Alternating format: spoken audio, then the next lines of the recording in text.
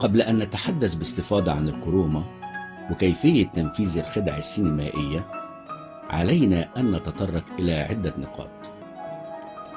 والنقاط التي سنوضحها في هذه المقدمة هي: ما هي الكروما؟ وما تعني كلمة كروما؟ ألوان الكروما المستخدمة، وما هي أفضل الألوان؟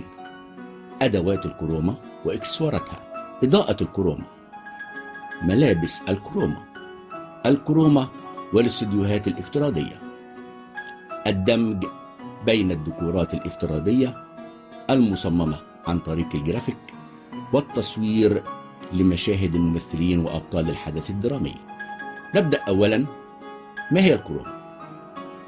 هي خلفية ذات لون موحد، ويفضل فيها لونين، الأخضر والأزرق.